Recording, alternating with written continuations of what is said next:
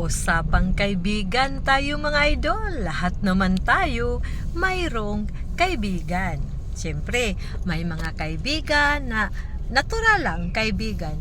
Mayroon ding mga kaibigan na tinuturing natin na best friends. Sila yung itinuturing natin na akala natin ay sila yung tunay na kaibigan. Pero ganun pa man, sa pagiging isang magkaibigan ay hindi po basihan ang mga material na bagay na porque may marami siyang binibigay sa atin or wala siyang naibigay sa atin ay tinuturing natin siyang best friend.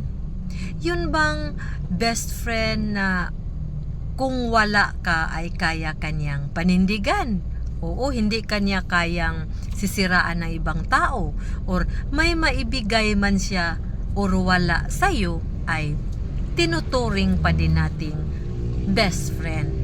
Yun bang sa panahon ng mayroon kang kalungkutan or mga nagkailangan tayo ng kaibigan na mag-comfort sa atin? O yan ang mga tinatawag na best friend. Pero mag-ingat din tayo minsan kasi may mga tinuturing natin na kaibigan or best friend na maging maganda lang sila sa atin ang pakikitungo dahil may mga kailangan sila or may mga pabor na hinihingi na naibigay natin.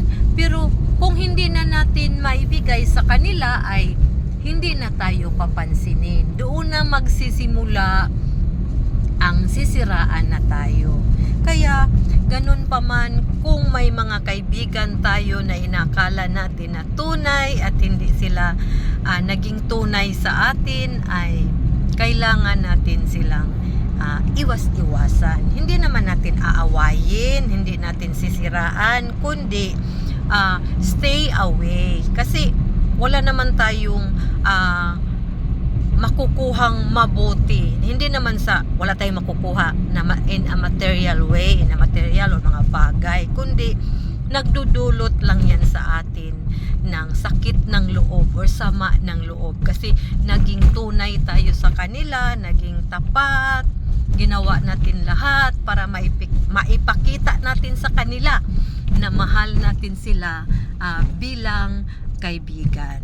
Pero kung naging masama naman din ang sukli nila sa atin, parang minsan ay yun bang hindi sila tumupad kung may mga usapan kayo, may mga promises kayo bilang kaibigan, pero pagdating ng panahon ay hindi pala tinupad, parang niluloko lang tayo, ay finish na. Oo, pero huwag natin silang aawayin. Ano lang natin, i-disconnect natin ang ating sarili para hindi tayo ma-stress. Oo, 'di ba? So yun lang mga idol, sana nakatulong at mag-ingat tayo.